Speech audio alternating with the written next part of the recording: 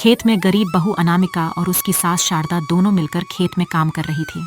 सासू मां, अंधेरा हो चुका है, पानी की छोटी सी धारा ही बह रही है। हाथ मुंह धोकर चलिए, हम अब चलते हैं। ठीक है बहू, चलो घर चलते हैं।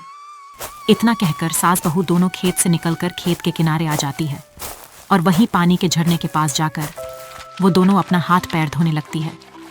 तभी अनामिका को एक पुराना लकड़ी का बक्सा पानी में तैरते हुए नजर आता है। वो तैरते हुए पास आ रहा था, देखकर आश्चर्य होकर कहती है, माँ जी, एक बार वहां देखिए। जब अनामिका ने इस तरह से कहा, फिर शारदा देखने लगती है। पानी में तैरता हुआ एक लकड़ी का बक्सा दिखता है। शारदा देखकर बहुत आश्चर्य हो जाती है। अनामिका को भी कुछ समझ में नहीं आता है। वो दोनों बक्से को बस देखी जा रही थी।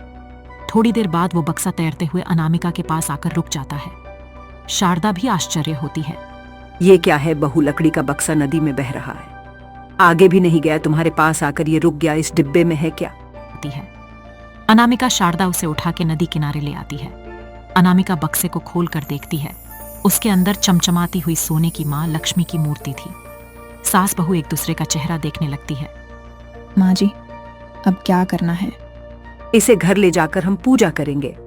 हम रहते हैं मिट्टी के घर में, वहां हम इस चमचमाती सोने की मूर्ति की पूजा करेंगे। हमारे उस मिट्टी के घर में छोटा सा पूजा का कमरा भी तो है। वो नहीं भूली माँ जी, पर वहां पर रख के हम माँ लक्ष्मी जी की पूजा करेंगे। आप यही कह रही हैं क्या? हाँ, एक माँ लक्ष्मी की फोटो है और दूसरी महालक्ष्मी की मूर्ति होगी। दोनों की हम पूजा करेंगे।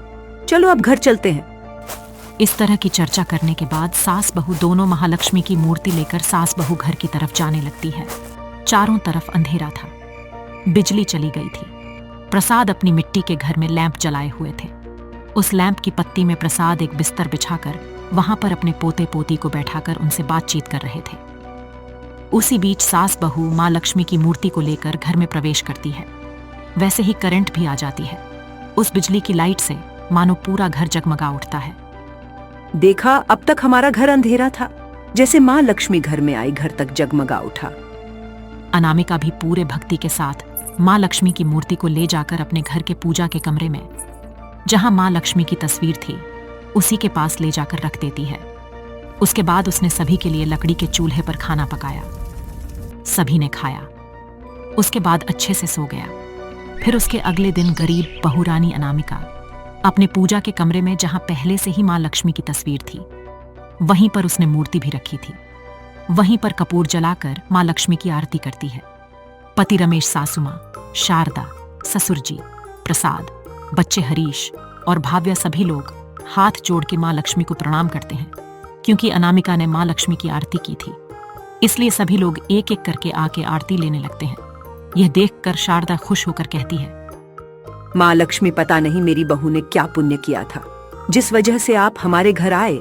आज से आप हमारी सारी समस्याओं को कम कर दीजिए और इस गरीब बहू रानी पर थोड़ा कृपा कीजिए। माँ लक्ष्मी, आप सभी को आशीर्वाद करें। इसी तरह प्रार्थना करती है। दिन निकाल रहे थे। फिर गर्मियों का मौसम आता है। गर्मी बहुत तेज होती है। उनके घर से कुछ दूर पर एक पेड़ था। उसी पेड़ के नीचे हरीश, भाव्या खेला करते थे। इधर सास बहू बहुत परेशान थी। दोनों बाहर एक खटिया पर बैठकर दुख की चर्चा कर रही थी। अगर उन्हें या पिताजी से कहूं तो दोनों को कुछ फर्क ही नहीं पड़ता। हमें ही कुछ करना होगा। सूरज की इतनी गर्मी, जिससे रेलवे की पटरी भी पिघल जा रही है, आए दिन खबर आ रही है। और यहाँ तो हमारी बस छोटी सी कुटिया, तुम ही बताओ। ये तो सूखी घास का घर है। एक छोटी सी चिंगारी से भी घर में आग लग सकती है। तो फिर क्या करें? हम इन घासों को किसी चीज से ढक सकते हैं। ठीक है, फिर कल ही हम मजदूरों को बुलाते हैं। वो बात कर ही रही थी कि तभी तक में उनकी कुटिया में आग लग जाती है। पूरा घर जलने लगता है। अनामिका, शारदा दोनों ही डर जाती है। दोनों सामान लाकर उसके ऊपर डालने लगती हैं। घर जलने लगता है। अनामिका रोती है। तभी उसे अचानक से घर के अंदर माँ लक्ष्मी की मूर्ति की याद आती है। अनामिका हिम्मत करते हुए भाग के अंदर जाती है और मूर्ति को लेकर आग के अंदर से बाहर निकल आती है। सास बहू बच्चे खड़े खड़े बस घर को जलते हुए देखते रह गए। सास बहू बच्चे सभी लोग रो रहे थे। अंधेरा होने के बाद प्रसाद और रमेश मजदूरी का काम करके घर लौटते हैं तो पूरी कहानी उन्हें बताई जाती है।